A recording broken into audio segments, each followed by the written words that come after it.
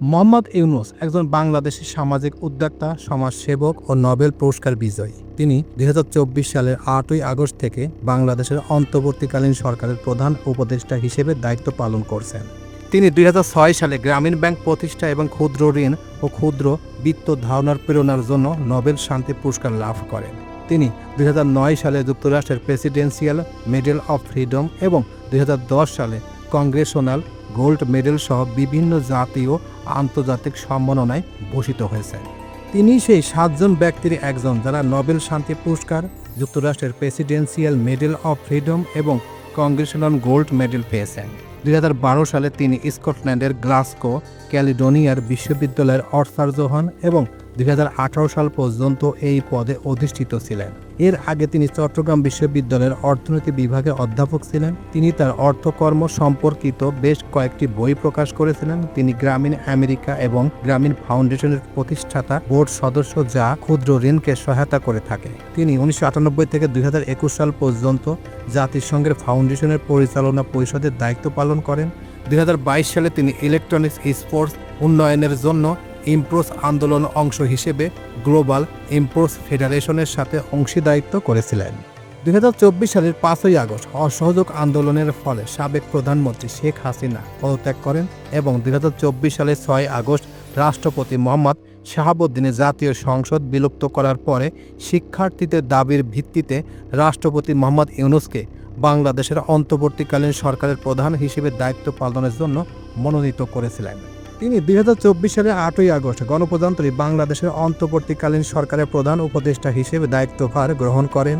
এছাড়া তিনি ১৯৯৬ সালে তত্ত্বাবধায়ক সরকারের প্রাথমিক ও গণশিক্ষা বিভাগ, বিজ্ঞান ও প্রযুক্তি এবং পরিবেশ বন মন্ত্রণালয়ের উপদেষ্টা হিসেবে দায়িত্ব পালন করেছেন। ২০২৪ সালে বিশ্বের সবচেয়ে প্রভাবশালী ৫০০ জন মুসলিম তালিকায় তার নাম উঠে আসে। ২০২৫ সালে টাইম ম্যাগাজিনে তার নাম বিশ্বের সবচেয়ে প্রভাবশালী ১০০ জন ব্যক্তির তালিকায় অন্তর্ভুক্ত করে।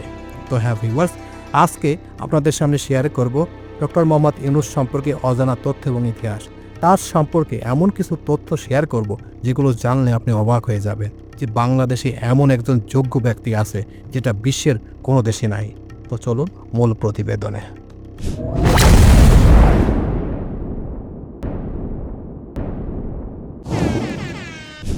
পরিবার এবং শৈশব। মোহাম্মদ ইউনূস ১৯৪০ সালের ২৮শে জুন ব্রিটিশ ভারতের বাংলা প্রেসিডেন্সির বর্তমান বাংলাদেশের চট্টগ্রামের হাটহাজারী উপজেলার শিকারপুর ইউনিয়নের বাতুয়া গ্রামে একটি বাঙালি মুসলিম পরিবারে জন্মগ্রহণ করেন। তিনি ৯ ভাই বোনের মধ্যে তৃতীয়। তার পিতা দুলা মিয়া সওদাগর ছিলেন একজন জহুরি ও চট্টগ্রামের নেতৃস্থানীয় সুফিদের মুরিদ ছিলেন এবং তার মাতার নাম সুফিয়া খাতুন। তার শৈশব কাটে গ্রামে। ১৯৪৪ সালে তার পরিবার চট্টগ্রাম শহরে চলে আসে এবং তিনি তার গ্রামের স্কুল থেকে লামাবাজার প্রাথমিক বিদ্যালয়ে চলে যান। ১৯৪৯ সালের দিকে তার মা মানসিক অসুস্থতায় ভুগতে শুরু করেন। পরবর্তীতে তিনি চট্টগ্রামের কলেজিয়েট স্কুল থেকে ম্যাট্রিকুলেশন পরীক্ষায় উত্তীর্ণ হন এবং পূর্ব পাকিস্তানের ৩৯,০০০ ছাত্রের মধ্যে ১৬তম স্থান অধিকার করেন। বিদ্যালয় জীবনে তিনি একজন সক্রিয় বয় স্কাউট ছিলেন এবং ১৯৫২ সালে পশ্চিম পাকিস্তান ও ভারত এবং ১৯৫৫ সালে কানাডায় জাম্বুরিতে অংশগ্রহণ করেন। পরে যখন ইউনূস চট্টগ্রাম কলেজে পড়াশোনা করেছিলেন তখন তিনি সাংস্কৃতিক কর্মকাণ্ডে সক্রিয় হন এবং নাটকের জন্য পুরস্কার জিতেন। ১৯৫৭ সালে তিনি ঢাকা বিশ্ববিদ্যালয়ের অর্থনীতি বিভাগে ভর্তি হন এবং ১৯৬০ সালে বিএ এবং ১৯৬১ সালে এমএ সম্পন্ন করেন। স্নাতক শেষ করার পর তিনি নুরুল ইসলাম এবং রেহমান সুবহানের অর্থনৈতিক গবেষণায় গবেষণা সহকারী হিসেবে অর্থনীতি ব্যুরোতে যোগ দেন। পরবর্তীতে তিনি ১৯৬১ সালে চট্টগ্রাম কলেজে অর্থনীতি প্রভাষক হিসেবে নিয়োগ পান। একই সময় তিনি পাশাপাশি একটি লাভজনক প্যাকেজিং কারখানা স্থাপন করেন। ১৯৬৫ সালে তিনি মার্কিন যুক্তরাষ্ট্রে পড়াশোনার জন্য ফুলব্রাইট স্কলারশিপ লাভ করেন। ১৯৭১ সালে ভান্ডারলিস্ট বিশ্ববিদ্যালয়ে graduate program in economic development থেকে অর্থনীতিতে পিএইচডি ডিগ্রি অর্জন করেন তিনি। ১৯৬৯ থেকে ১৯৭২ সাল পর্যন্ত ইউনূস ম্যাফ্রিসবোরোতে মিডল টেনেসি স্টেট ইউনিভার্সিটিতে অর্থনীতির সহকারী অধ্যাপক ছিলেন। ১৯৭১ সালে বাংলাদেশ মুক্তিযুদ্ধের সময় তিনি একটি নাগরিক কমিটি প্রতিষ্ঠা করেন এবং অন্যান্য বাংলাদেশিদের সাথে যুক্তরাষ্ট্রে মুক্তিযুদ্ধের জন্য সমর্থন সংগ্রহ করতে বাংলাদেশ ইনফরমেশন সেন্টার পরিচালনা করেন। তিনি ন্যাশনাল ভিলে তার বাড়ি থেকে বাংলাদেশের নিউজ লেটার প্রকাশ করতেন।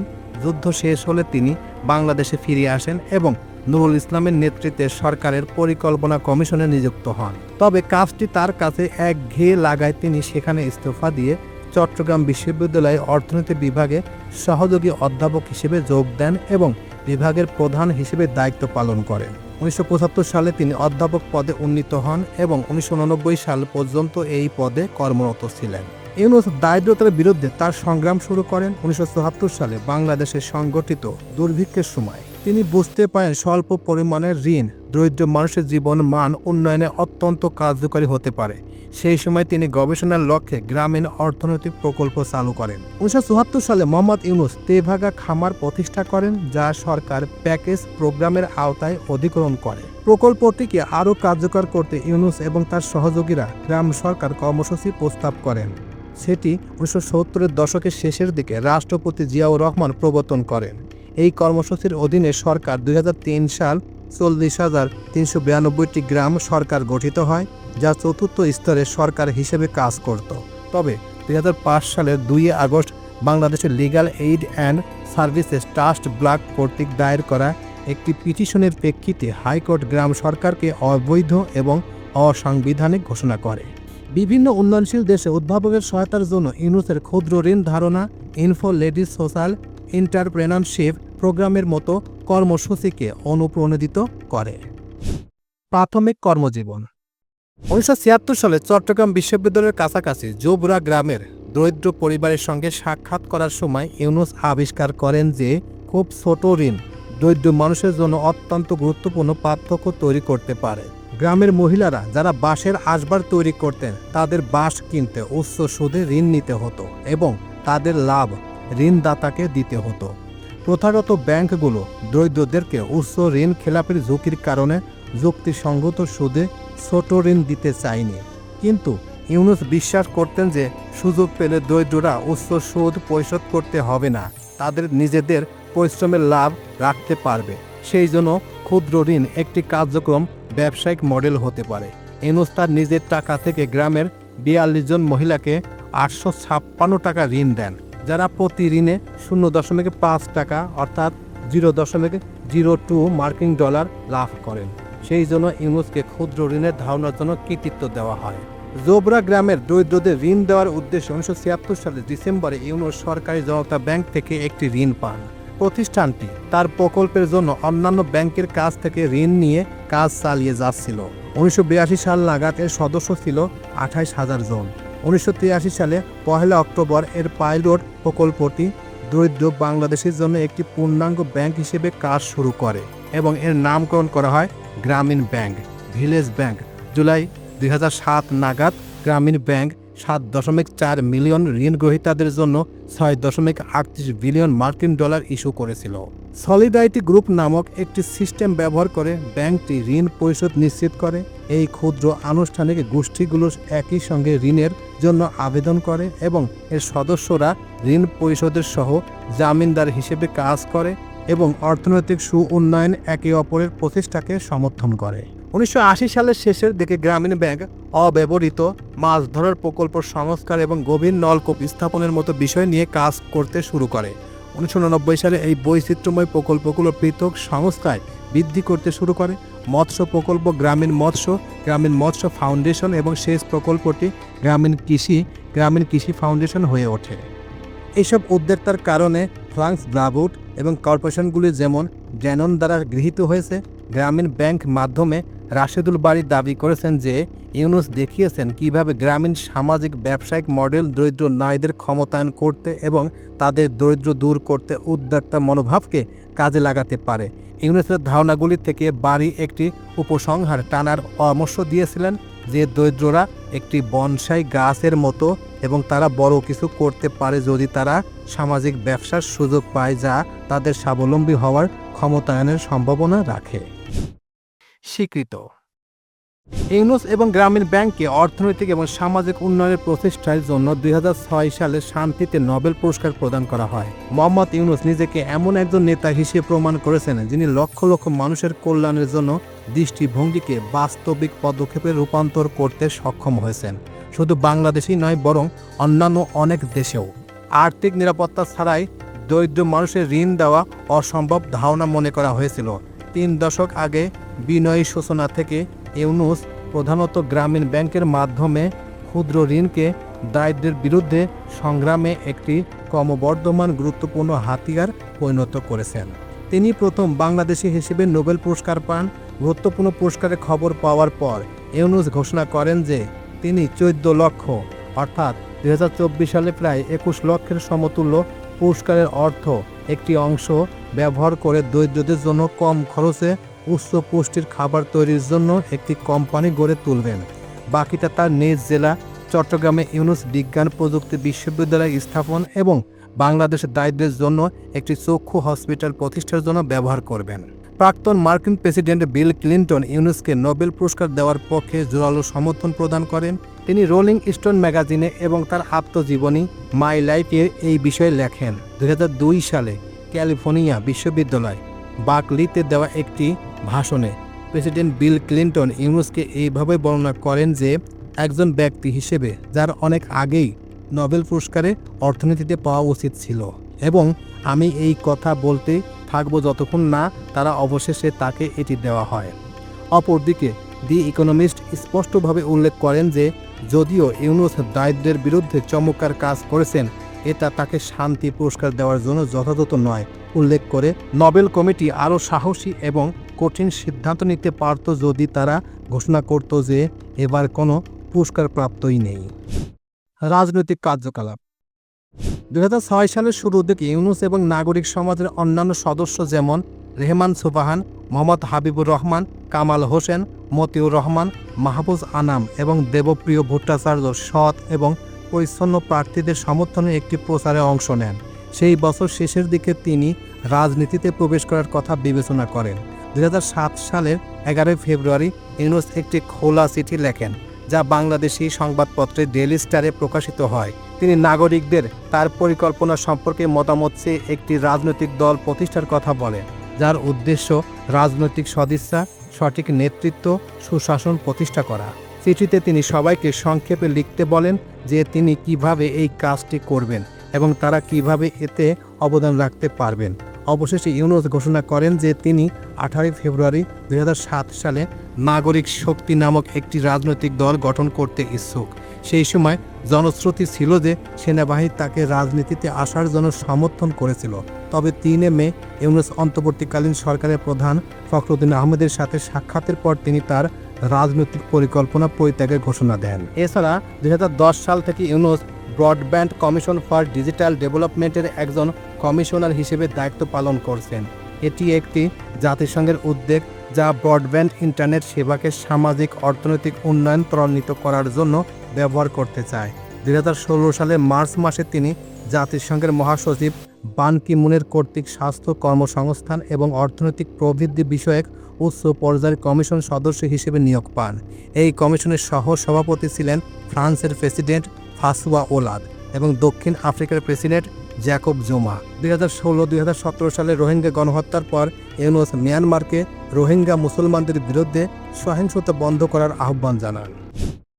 তত্ত্বাবধায়ক সরকারের উপদেষ্টা মোহাম্মদ ইউনূস 1996 সালে সাবেক প্রধান বিচারপতি মোহাম্মদ হাবিবুর রহমানের নেতৃত্বে গঠিত তত্ত্বাবধায়ক সরকারের উপদেষ্টা হিসেবে দায়িত্ব পালন করেন। তিনি প্রাথমিক গণশিক্ষা মন্ত্রণালয়, বিজ্ঞান ও প্রযুক্তি মন্ত্রণালয় এবং পরিবেশ ও বন মন্ত্রণালয়ের দায়িত্বে ছিলেন। অন্তর্বর্তীকালীন সরকারের প্রধান 2024 সালে 5ই আগস্ট গণ আন্দোলনের মুখে শেখ হাসিনা পদত্যাগের পর বাংলাদেশের রাজনৈতিক অচলাবস্থা তৈরি হয়। এই সময় বৈষম্য বিরোধী ছাত্র আন্দোলন মোহাম্মদ ইউনূসকে বাংলাদেশ সরকারের অন্তর্বর্তীকালীন সরকারের প্রধান হিসেবে প্রস্তাব করে। পরবর্তীতে রাষ্ট্রপতি মোহাম্মদ শাহাবুদ্দিন এতে সম্মতি জ্ঞাপন করেন এবং অন্তর্বর্তীকালীন সরকারের প্রধান উপদেষ্টা হিসেবে তাকে নিয়োগের সিদ্ধান্ত নেওয়া হয়। 8ই আগস্ট 2024 তিনি অন্তর্বর্তীকালীন সরকারের প্রধান উপদেষ্টা হিসেবে আনুষ্ঠানিকভাবে শপথ গ্রহণ করেন। বিতর্ক শেখ হাসিনা দ্বিতীয় মন্ত্রিসভা 2011 সালের 11 জানুয়ারি গ্রামীণ ব্যাংকের কার্যক্রম পরিচালনার ঘোষণা দেয়। ফেব্রুয়ারিতে মেরি রবিনসন সহ বেশ কয়েকজন আন্তর্জাতিক নেতা ইউনূসের পক্ষে সমর্থন বাড়াতে শুরু করেন। এর মধ্যে অন্যতম উদ্যোগ হচ্ছে ফ্রেন্ডস অফ গ্রামীণ নামে একটি আনুষ্ঠানিক সমর্থক নেটওয়ার্ক গঠন। 2011 সালের 15 ফেব্রুয়ারি বাংলাদেশের অর্থমন্ত্রী আবুল আল আব্দুল মহিদ ঘোষণা করেন যে তদন্ত চলাকালীন ইউনূসের গ্রামীণ ব্যাংক থেকে দূরে থাকা উচিত। 2011 সালের 2 মার্চ মোজাম্মেল হক, বাংলাদেশ ব্যাংকের একজন প্রাক্তন কর্মচারী যাকে সরকার জানুয়ারিতে চেয়ারম্যান নিয়োগ করেছিল, ঘোষণা করেন যে ইউনূসকে ব্যাংকের ব্যবস্থাপনা পরিচালক পদ থেকে বরখাস্ত করা হয়েছে। তবে ব্যাংকের মহাব্যবস্থাপক জান্নাতি কাউনাইন একটি বিবৃতিতে জানান যে বিতর্কের আইন দিকগুলো পর্যালোচনা না হওয়া পর্যন্ত ইউনূস তার পদে বহাল রয়েছেন। 2011 সালের মার্চে ইউনূস গ্রামীণ ব্যাংকের ব্যবস্থাপনা পরিচালক পদ থেকে তাকে অপসারণের বাংলাদেশ ব্যাংকের সিদ্ধান্তের বৈধতা চ্যালেঞ্জ করে বাংলাদেশ হাইকোর্টে একটি রিট আবেদন করেন। একই দিনে গ্রামীণ ব্যাংকের 9 জন নির্বাচিত পরিচালক দ্বিতীয় একটি রিট আবেদন দাখিল করেন। মার্কিন সিনেটর জন কেরি 5 মার্চ 2011 তারিখে একটি বিবৃতিতে ইউনূসের প্রতি তার সমর্থন প্রকাশ করেন এবং এই ঘটনার তিনি গভীরভাবে উদ্বেগ বলে ঘোষণা করেন।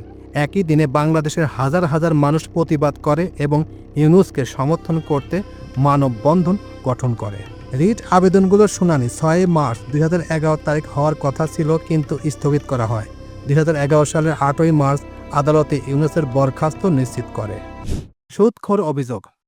মোহাম্মদ ইউনূস গ্রামীণ ব্যাংকের বিরুদ্ধে অভিযোগগুলির এমন একটি প্রেক্ষাপট করা হয়েছিল যেখানে কিছু মানুষ ক্ষুদ্র ঋণের কার্যকারিতা নিয়ে প্রশ্ন তুলতে শুরু করেছিলেন। এর পিছনে ছিল ভারত ও মেক্সিকোর কিছু লাভজনক ক্ষুদ্র ঋণ প্রতিষ্ঠানের এমএফআই কার্যকলাপ। কিছু নির্দিষ্ট এমএফআইতে ঋণ আদায়ের জন্য জোর জবরদস্তি, সামাজিক চাপ এবং শারীরিক হয়রানি ব্যবহার করা হতো বলে জানা যায়। ক্ষুদ্র ঋণের বাণিজ্যিকরণের কারণে ইউনূস বলেন যে তিনি কখনো কল্পনাও করেননি যে একদিন ক্ষুদ্র ঋণ নিজস্ব ধরনের সুদখোর সৃষ্টি করবে। মুনাফা লোভে কিছু লাভজনক এমএফআই প্রাথমিক গণপ্রস্তাব আইপিও করতে আকৃষ্ট হয়, যার মধ্যে রয়েছে ভারতের সবচেয়ে বড় এমএফআই এসকেএস মাইক্রোফিন্যান্স, যারা 2010 সালের জুলাইয়ে একটি আইপিও করে। 2010 সালের সেপ্টেম্বরে ইউনূস এই আইপিওর সমালোচনা করেন। ক্লিন্টন গ্লোবাল ইনিশিয়েটিভ সভায় এসকেএস-এর প্রতিষ্ঠাতা বিক্রম আকুলার সাথে একটি বিতর্কে তিনি বলেন, ক্ষুদ্র ঋণ গরিবদের থেকে অর্থ উপার্জনের জন্য মানুষকে প্রলোভিত করার বিষয় নয়। আপনি সেটাই করেছেন। এটা সম্পূর্ণ ভুল বার্তা। প্রকৃত সুদের হার গণনা বিভিন্ন রকম হলেও একটি হিসাব গ্রামীণের গড় হার প্রায় 23% মুদ্রাস্ফীতি হারের সাথে তুলনীয় বলে দেখা যায়। 2006 সালে আরেকটি হিসাবে মুদ্রাস্ফীতির হারকে ছাড়িয়ে গিয়ে অনেক বেশি সুদের হার দেখা যায়। অভিযোগের পিছনে রাজনৈতিক উদ্দেশ্য।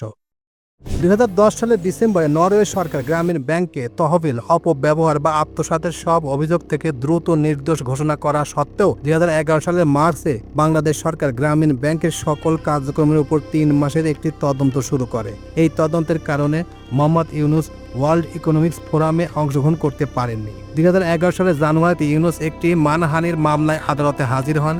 এই মামলাটি 2007 সালের একটি ছোট বামপন্থী দলের স্থানীয় এক রাজনীতিবিদ দায়ের করেছিলেন।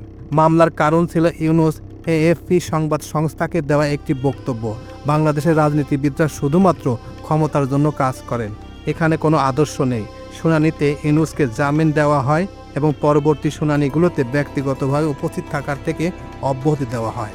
এই তদন্তগুলি সন্দেহের উদ্বেগ করে যে এমন অনেক আক্রমণ রাজনৈতিক উদ্দেশ্য প্রণোদিত হতে পারে, যার কারণ হতে পারে 2007 সালের শুরুর দিক থেকে শেখ হাসিনা এবং ইউনূসের মধ্যে কঠিন সম্পর্ক, যখন ইউনূস নিজেকে একটি রাজনৈতিক দল গঠন করেছিল, যদিও তিনি 2007 সালের মে মাসে সেই প্রচেষ্টা বাদ দেন। খাদ্য মামলা এবং ফোন মামলা। 2011 সালের 27 জানুয়ারিতে Yunus Dhaka city corporation DCC খাদ্য নিরাপত্তা আদালতে দায়ের করা একটি খাদ্য ভেজাল মামলায় আদালতে হাজির হন। এই মামলায় তাকে ভেজাল দই উৎপাদনের অভিযোগে অভিযুক্ত করা হয়, যার চর্বি উৎপাদনে আইনগত ন্যূনতম মাত্রার নিচে ছিল। এই দই গ্রামীণ ড্যানন দ্বারা উৎপাদিত হয়, যা গ্রামীণ ব্যাংকে এবং ড্যাননের মধ্যে একটি যৌথ সামাজিক ব্যবসায়ের উদ্যোগ। এর উদ্দেশ্য হলো দুই বিক্রেতার জন্য সুযোগ সৃষ্টি করা এবং পুষ্টি সমৃদ্ধ দইয়ের মাধ্যমে শিশুদের পুষ্টির উন্নতি করা। ইউনূসের আইনজীবীর মতে এই অভিযোগগুলো মিথ্যা এবং ভিত্তিহীন। বিচার। ইউনূস বাংলাদেশে 174টি মামলার সম্মুখীন হয়েছিলেন, যার মধ্যে 172টি ছিল দেওয়ানি মামলা। কারণ আওয়ামী লীগ এবং শেখ হাসিনা 2014 সালের নির্বাচনের পর ক্ষমতায় থেকে গিয়েছিলেন। অভিযোগগুলির মধ্যে ছিল শ্রম আইন লঙ্ঘন, দুর্নীতি এবং অর্থ পাচার, যা ইউনূসের দাবি করেছিলেন রাজনৈতিকভাবে প্রণোদিত। হাসিনা ইউনূসের বিরুদ্ধে একাধিক বিচার শুরু করেন। প্রথমে তিনি 2010 সালে ইউনূসকে বিচারের মুখোমুখি করেন এবং শেষ পর্যন্ত তাকে গ্রামীণ ব্যাংক থেকে অপসারণ করেন। তার বয়সের কারণ দেখিয়ে 2013 সালে তিনি দ্বিতীয়বার চেষ্টা করেন, কারণ তিনি কথিত অনুমতি ছাড়া আয় করেছিলেন, যার মধ্যে ছিল তার নোবেল শান্তি পুরস্কারের অর্থ এবং বই বিক্রির রয়্যালিটি। ইউনূসের বিরুদ্ধে এর ধারাবাহিক বিচার বিশ্বব্যাপী বিভিন্ন ব্যক্তিকে বিভ্রান্ত করে। গ্রামীণ ব্যাংকে 83 লক্ষ সুবিধা বঞ্চিত নারী থেকে শুরু করে মার্কিন প্রেসিডেন্ট বারাক ওবামাকে পর্যন্ত বিকাশ বাজাজে 2013 সালের 7 নভেম্বর লিখেছিলেন। বাংলাদেশ সরকার গ্রামীণ ব্যাংক এবং প্রতিষ্ঠাতা মোহাম্মদ ইউনূসের বিরুদ্ধে দীর্ঘদিন ধরে চলা অভিযান তাদের সর্বশেষ ট্রাম্প কার্ড খেলেছে। গত সপ্তাহে আইন প্রণেতার একটি আইন পাশ করেছেন, যা কার্যত ব্যাংকটি জাতীয়করণ করেছে এবং এই ব্যাংকটি দরিদ্র মহিলাদের ক্ষুদ্র ঋণ দেওয়ার ধারণার পথিকৃত ছিল। নতুন আইনের মাধ্যমে 8.4 মিলিয়ন গ্রামীণ মহিলা, যারা ব্যাংকের অধিকাংশ শেয়ারের মালিক, তাদের কাছ থেকে ব্যাংকের নিয়ন্ত্রণ কেড়ে নেওয়া হয়েছে। 2024 সালের 1 জানুয়ারি বাংলাদেশের একটি আদালত ইউনূসের গ্রামীণ টেলিকম এর 3 জন কর্মচারী শ্রম আইন লঙ্ঘনের জন্য 6 মাসের কারাদণ্ড দিয়েছিল, তবে আদালতের আপিলের জন্য জামিন মঞ্জুর করেছিল। আদালতের রায়ের প্রতিক্রিয়ায় মোহাম্মদ ইউনূস বলেছিলেন, যে দোষ আমরা করি নাই সেই দোষের উপরে শাস্তি পেলাম। এটা আমাদের কপালে ছিল, জাতির কপালে ছিল, আমরা সেটা বহন করলাম। অ্যামনেস্টি ইন্টারন্যাশনাল ইউনূসের দোষী সাব্যস্তকরণ বিচার ব্যবস্থা ও স্পষ্ট ব্যবহার বলে ঘোষণা করেছিল। পরবর্তীতে আপিলের প্রেক্ষিতে 2024 সালের 7 আগস্ট ডক্টর ইউনূস সহ অন্যরা খালাস পান। শ্রমলঙ্ঘন মামলায় খালাস পাওয়ার মাত্র 4 দিন পর দুর্নীতি দমন কমিশনের দুদক দায়ের করা আরও একটি মামলায় খালাস পেয়েছেন তিনি। পটভূমি: অনেক বছর ধরে ইউনূস হাসিনার বাবা শেখ মুজিবের একজন অনুসারী ছিলেন। মিডল টেনেসি স্টেট ইউনিভার্সিটিতে অধ্যাপনা করার সময় ইউনূস বাংলাদেশের বিরুদ্ধে পশ্চিমা পাকিস্তানের অগ্রাসনের প্রতিক্রিয়া হিসেবে বাংলাদেশ সিটিজেনশিপ কমিটি বিসিসি প্রতিষ্ঠা করেন। মুক্তিযুদ্ধ শুরু হওয়ার পর বিসিসি ইউনূসকে তাদের বাংলাদেশের নিউজ লেটারের সম্পাদক হিসেবে নির্বাচিত করে। 1971 সালে বাংলাদেশ স্বাধীনতা অনুপ্রাণিত হয়ে 1972 সালে তিনি দেশে ফিরে আসেন। মুজিবের মৃত্যুর পরেও এই সুসম্পর্ক অব্যাহত থাকে। ইউনূস হাসিনার সাথে একটি পেশাদার সম্পর্ক বজায় রাখেন। ইউনূস হাসিনাকে মার্কিন ফার্স্ট লেডি হিলারি ক্লিন্টনের সাথে 1997 সালে 24 ফেব্রুয়ারি অনুষ্ঠিত একটি ক্ষুদ্র ঋণ শীর্ষ সম্মেলনের সহ সভাপতি হিসেবে নিযুক্ত করেন। উক্ত অনুষ্ঠানে 137টি দেশের 50 জন রাষ্ট্রপ্রধান এবং উচ্চ পর্যায়ের কর্মকর্তা ওয়াশিংটন ডিসিতে দরিদ্রদের সমাধান নিয়ে আলোচনা করতে সমবেত হন। এই অনুষ্ঠানে হাসিনা ইউনূসের প্রশংসা করেন। তিনি তার বক্তব্যে বলেন, অধ্যাপক ইউনূস এবং তার প্রতিষ্ঠিত গ্রামীণ ব্যাংকের অসাধারণ কাজ করছে। গ্রামীণ ব্যাংকের সাফল্য দরিদ্রদের ক্ষুদ্র ঋণ প্রদানে নিয়োজিত ব্যাংকগুলো কার্যকারিতা সম্পর্কে আশাবাদ তৈরি করেছে। বাংলাদেশের সবচেয়ে বড় টেলিফোন সেবা প্রতিষ্ঠান গ্রামীণ ফোনের উদ্বোধনী অনুষ্ঠানে 1997 সালের 26 মার্চ হাসিনার অফিসে অনুষ্ঠিত হয়। গ্রামীণ ফোন ব্যবহার করে হাসিনা প্রথম কল করেন তৎকালীন নরওয়ে প্রধানমন্ত্রী থরবিয়েন জ্যাগল্যান্ডকে। তার কথোপকথন শেষ হলে তিনি আরেকটি কল পান গ্রামীণ ফোনের এক কর্মচারী লাইলি বেগমের কাছ থেকে। তবে এই দীর্ঘ সম্পর্কের অবসান ঘটে 2007 সালে, যখন ইউনূস একটি রাজনৈতিক দল নাগরিক শক্তি গঠনের ইচ্ছা প্রকাশ করেন। বন্ধু থেকে শত্রু: শেখ হাসিনা আওয়ামী লীগ সরকার গ্রামীণ ইউনূসের বিরুদ্ধে প্রচারণা চালায়। দ্য নিউ ইয়র্ক টাইমস জানিয়েছে, তার কর্মকাণ্ড মনে হচ্ছে মিস্টার ইউনূস 2007 সালে রাজনীতিতে আসার ঘোষণার প্রতিশোধ, যদিও তিনি কখনোই তার পরিকল্পনা বাস্তবায়ন করেননি। টাইমস অফ ইন্ডিয়া অনুযায়ী ইউনূসের বিরুদ্ধে তার সিদ্ধান্তে আরেকটি বিষয়ে প্রভাব ফেলেছিল নোবেল শান্তি পুরস্কার। হাসিনা মনে করতেন 1997 সালে পার্বত্য চট্টগ্রাম শান্তি চুক্তির স্বাক্ষরের জন্য তিনি নোবেল শান্তি পুরস্কার পাবেন। 9 March attorney general Mahbub Alam সরকারের মনোভাব প্রকাশ করে বলেন, প্রধানমন্ত্রী শেখ হাসিনাকে নোবেল শান্তি পুরস্কার দেওয়া উচিত ছিল। তিনি নোবেল কমিটির বিচক্ষণতা চ্যালেঞ্জ করেন। ঐতিহাসিক বিবরণ: 2007 সালে সেনাবাহিনী জেনারেল মঈন আহমেদ একটি সামরিক অভ্যুত্থান ঘটান। সেই সময় খালেদা জিয়ার মেয়াদ শেষ হওয়ার পর দেশের চতুর্থ প্রধান উপদেষ্টা হওয়ার জন্য জেনারেলের অনুরোধ ইউনূস প্রত্যাখ্যান করেন। তবে ইউনূস জেনারেলকে ফখরুদ্দিন আহমেদের এই পদের জন্য বেছে নেওয়ার পরামর্শ দেন। ফখরুদ্দিন 11 জানুয়ারি 2007 তারিখে দায়িত্ব গ্রহণ করেন এবং প্রথম দিনেই স্পষ্ট করে দেন যে তিনি শুধুমাত্র একটি অবাধ নিরপেক্ষ নির্বাচন আয়োজন করতে চান না, বরং দুর্নীতি দমনও করতে চান। খালেদা এবং হাসিনা ফখরুদ্দিনের সমালোচনা করেন এবং দাবি করেন যে দুর্নীতি দমন করা তার কাজ নয়, কিন্তু ইউনূস তার সন্তোষ প্রকাশ করেন। এএফপি সংবাদ সংস্থার সাথে এক সাক্ষাৎকারে ইউনূস মন্তব্য করেন, এখানে কোনো আদর্শ নেই। হাসিনা ইউনূসের মন্তব্যের প্রতি কঠোর প্রতিক্রিয়া ব্যক্ত করেন। তাকে ইউনূসের সুদখোর, যিনি শুধু দারিদ্র্য দূর করতে ব্যর্থ হননি, বরং দরিদ্রকে লালন পালন করেছেন বলে অভিহিত করেন। এটি ছিল ইউনূসের বিরুদ্ধে হাসিনার প্রথম সর্বজনীন বক্তব্য। পরবর্তীতে ইউনূস তার সম্ভাব্য রাজনৈতিক দলের নাম নাগরিক শক্তি ঘোষণা করে বলেন যে তার দেশের রাজনৈতিক অঙ্গনে প্রবেশের একটি মিশন আছে, যাতে এর পরিচয় তলাবিহীন ঝুড়ি থেকে উদীয়মান বাঘে পরিণত করা যায়। তবে ৩ মে তিনি তৃতীয় একটি খোলা চিঠি প্রকাশ করেন এবং তার রাজনৈতিক উচ্চ আকাঙ্ক্ষার সমাপ্তি টানেন। ব্যক্তিগত জীবন। 1967 সালে ইউনূস যখন ভান্ডারবিল্ট বিশ্ববিদ্যালয়ে পড়াশোনা করেছিলেন, সেই সময় তিনি ভেরা ফরস্টেনারের সাথে পরিচিত হন। তিনি ভান্ডারবিল্ট বিশ্ববিদ্যালয়ের রাশিয়ান সাহিত্যের একজন ছাত্রী ছিলেন এবং যুক্তরাষ্ট্রের ট্রেন্টন, নিউ জার্সিতে রাশিয়ান অধিবাসীর কন্যা ছিলেন। তারা 1970 সালে বিবাহ বন্ধনে আবদ্ধ হন। ইউনূসের ভেরার সাথে বিবাহ বিচ্ছেদ ঘটে 1979 সালের চট্টগ্রামে তাদের মেয়ে মনিকা ইউনূসের জন্মের কয়েক মাস পরে। কারণ ভেরা দাবি করেন যে বাংলাদেশে একটি শিশু পালন করার জন্য ভালো জায়গা নয় এবং নিউ জার্সিতে ফিরে যান। মনিকা নিউ ইয়র্ক সিটিতে একজন অপারেটিভ সোপ্রানো শাস্ত্রীয় গানের শিল্পী হিসেবে প্রতিষ্ঠিত হন। ইউনূস পরে আফরোজি ইউনূসকে বিয়ে করেন, যিনি তখন ম্যানচেস্টার বিশ্ববিদ্যালয়ের পদার্থবিজ্ঞানের একজন গবেষক ছিলেন। পরবর্তীতে তিনি জাহাঙ্গীরনগর বিশ্ববিদ্যালয়ের পদার্থবিজ্ঞানের অধ্যাপক হিসেবে নিযুক্ত হন। তাদের মেয়ে দিনা আফরোজ ইউনূস 1986 সালে জন্মগ্রহণ করেন। ইউনূসের ভাই মোহাম্মদ ইব্রাহিম ঢাকা বিশ্ববিদ্যালয়ের পদার্থবিজ্ঞানের একজন প্রাক্তন অধ্যাপক এবং centre for mass education in science CMAS এর প্রতিষ্ঠাতা, যা গ্রামের কিশোরীদের কাছে বিজ্ঞান শিক্ষা পৌঁছে দেয়। তার অন্য ভাই মোহাম্মদ জাহাঙ্গীর বাংলাদেশের একজন টেলিভিশন উপস্থাপক এবং সামাজিক কর্মী ছিলেন। মোহাম্মদ ইউনূস একজন ইসলাম ধর্মাবলম্বী। তিনি জনতাকে সরাসরি আল্লাহর কাছে দোয়া করতে উৎসাহিত করেন, যাকে তিনি সর্বজনীনভাবে সাহায্য সমর্থনের সর্বোচ্চ উৎস হিসেবে এবং তকদিরের মহাপরিচালক হিসেবে স্বীকার করেছেন। নিজের বক্তৃতাগুলিকে ইউনূস কোরআনকে মানবজাতির জন্য পথ প্রদর্শক হিসেবে উল্লেখ করেছেন এবং মুসলিম বিশ্বের ধারণাকে সমর্থন করেছেন। ইউনূস সেন্টার। ঢাকায় অবস্থিত ইউনূস সেন্টার একটি থিঙ্ক ট্যাঙ্ক যা সামাজিক ব্যবসা, দরিদ্র বিমোচন এবং টেকসই উন্নয়নের উপর গুরুত্ব আরোপ করে। এটি 2008 সালে প্রতিষ্ঠিত হয় এবং ডক্টর ইউনূস দ্বারা পরিচালিত হয়। এই সেন্টারটি সামাজিক ব্যবসার দর্শন প্রচার করে এবং সংশ্লিষ্ট উদ্যোগগুলির জন্য একটি রিসোর্স সেন্টার হিসেবে কাজ করে।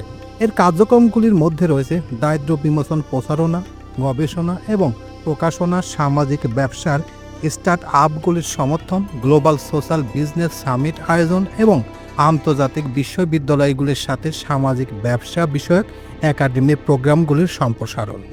সম্মাননা ও পুরস্কার। 1978 সাল থেকে 2021 সাল পর্যন্ত ডক্টর মোহাম্মদ ইউনূস জাতীয় ও আন্তর্জাতিক সহ প্রায় 145টি পুরস্কার অর্জন করেছেন। এছাড়া সারা পৃথিবীর 68টি দেশের বেশি বিশ্ববিদ্যালয় তাকে সম্মানসূচক ডক্টরেট ডিগ্রি প্রদান করেছেন। যেমন 1984 সালে রামন ম্যাগসেস পুরস্কার, 1987 সালে স্বাধীনতা পুরস্কার, 1998 সালে গ্রামীণ ব্যাংকের প্রতিষ্ঠাতা হিসেবে ইন্দিরা গান্ধী শান্তি পুরস্কার, 2004 সালে ফিলাডেলফিয়ার Wharton School of the University of Pennsylvania তাকে গত 25 বছরে 25 জন সবচেয়ে প্রভাবশালী ব্যবসায়িক ব্যক্তিদের মধ্যে একজন হিসেবে নির্বাচন করে। 2006 সালে তার অর্থনৈতিক কাজের জন্য নোবেল শান্তি পুরস্কার। 2006 সালে টাইম ম্যাগাজিন তাকে শীর্ষ 12 জন ব্যবসায়িক নেতার মধ্যে স্থান দেয়। তাকে এশিয়ার 60 বছরের নায়কদের মধ্যে অন্তর্ভুক্ত করে। 2008 সালে ইউনূসকে যুক্তরাজ্যের প্রসপেক্ট ম্যাগাজিন এবং যুক্তরাষ্ট্রের ফরেন পলিসি কর্তৃক পরিচালিত একটি উন্মুক্ত অনলাইন জরিপে শীর্ষ 100 জন পাবলিক ইন্টারসেক্সুয়ালের মধ্যে দ্বিতীয় স্থান দেওয়া হয়। 2009 সালে মার্কিন যুক্তরাষ্ট্রের সর্বোচ্চ রাষ্ট্রীয় সম্মাননা প্রেসিডেন্সিয়াল মেডেল অফ ফ্রিডম পান। 2009 সালে ইউনূস স্লোভাকিয়ার Informal Economic Forum Economic Club দ্বারা প্রদত্ত সর্বোচ্চ পুরস্কার গোল্ডেন বিয়ারকে অ্যাওয়ার্ড পান, যারা স্লোভাক প্রজাতন্ত্র অর্থনৈতিক, সামাজিক, বৈজ্ঞানিক, শিক্ষাগত এবং সাংস্কৃতিক কর্তৃত্ব প্রদর্শন করে তাদের এটি দেওয়া হয়। 2010 সালে মার্কিন যুক্তরাষ্ট্রের সর্বোচ্চ রাষ্ট্রীয় সম্মাননা কংগ্রেশনাল গোল্ড মেডেল পান। 2021 সালে ইউনূস কিরিয়া ইউনূস স্পোর্টস হাবের মাধ্যমে উন্নয়নের জন্য তার বিস্তৃত কাজের জন্য অলিম্পিক লরেল পুরস্কার পান। 2021 সালে ইউনেস্কো ইউনাইটেড নেশন ফাউন্ডেশনের চ্যাম্পিয়ন অব গ্লোবাল চেঞ্জ পুরস্কার দেওয়া হয়। মানব মর্যাদা, সমতা এবং ন্যায় বিচার বুদ্ধির জন্য তার আলোকিত নেতৃত্ব এবং উদ্ভাবনের স্বীকৃতি স্বরূপ তাকে এই পুরস্কার দেওয়া হয়। 2025 সালে চীনের পিংকিং বিশ্ববিদ্যালয় তাকে সম্মানসূচক ডক্টরেট ডিগ্রি প্রদান করে। প্রকাশিত গ্রন্থ: থ্রি ফার্মার্স অব জোবরা, অর্থনীতি বিভাগ, চট্টগ্রাম বিশ্ববিদ্যালয়, 1974। Planning in Bangladesh, format, technique and priority and other essays, rural study project, অর্থনীতি বিভাগ, চট্টগ্রাম বিশ্ববিদ্যালয়, 1976। জরিমানা and others process of poverty, সহ লেখক Syed Manzurul Islam, Arif Rahman, Grameen Bank, 1991। Banker to the poor, microlending and the battle against world poverty, জনপ্রশাসন। The world of three zeros, building social business, creative world and without poverty. তো এই ছিল মোটামুটি আমাদের আজকের প্রতিবেদন। উপরোক্ত প্রতিবেদন থেকে আমরা একটা জিনিসই বুঝলাম যে ডক্টর মোহাম্মদ ইউনূস একজন বাংলাদেশি সামাজিক উদ্যোক্তা, সমাজসেবক ও নোবেল পুরস্কার বিজয়ী। তিনি 2024 সালের 8ই আগস্ট থেকে বাংলাদেশের অন্তর্বর্তীকালীন সরকারের প্রধান উপদেষ্টা হিসেবে দায়িত্ব পালন করছেন। তিনি 2006 সালে গ্রামীণ ব্যাংক প্রতিষ্ঠা এবং ক্ষুদ্র ঋণ, ক্ষুদ্র বৃত্তির ধারণা প্রেরণার জন্য নোবেল শান্তি পুরস্কার লাভ করেন। এছাড়া তিনি 2009 সালে যুক্তরাষ্ট্রের প্রেসিডেন্সিয়াল মেডেল অফ ফ্রিডম এবং 2010 সালে কংগ্রেসম্যান গোল্ড মেডেল সহ বিভিন্ন জাতীয় আন্তর্জাতিক সম্মাননায় ভূষিত হন। তিনি সেই 7 জন ব্যক্তির একজন যারা নোবেল শান্তি পুরস্কার সহ যুক্তরাষ্ট্রের প্রেসিডেন্সিয়াল মেডেল অফ ফ্রিডম এবং কংগ্রেসম্যান গোল্ড মেডেল পেয়েছেন। তো এরকম গুণী ব্যক্তির জন্য বাংলাদেশের মানুষ গর্বিত। এই ব্যক্তি বাংলাদেশে থাকা মানে বাংলাদেশের সামনের দিকে আরও মাথা উঁচু করে দাঁড়াবে। তাই আমরা চাই বাংলাদেশের একটা ভালো পদ এবং এই নির্বাচন আসার আগ মুহূর্ত পর্যন্ত বাংলাদেশকে যেন একটা সামনের দিকে নিয়ে যাওয়ার আশা ব্যত্যয় করে, এটাই আমাদের প্রত্যাশা। তো এই প্রতিবেদন আপনাদের কাছে কেমন লাগলো? যদি ভালো লেগে থাকে তাহলে অবশ্যই লাইক, কমেন্ট, শেয়ার করবেন। আর যারা এখন পর্যন্ত এই চ্যানেলটি সাবস্ক্রাইব করেন নাই তারা অবশ্যই এই চ্যানেলটি সাবস্ক্রাইব করবেন। তো সবাইকে ধন্যবাদ জানিয়ে এখানেই শেষ করছি। আল্লাহ হাফেজ।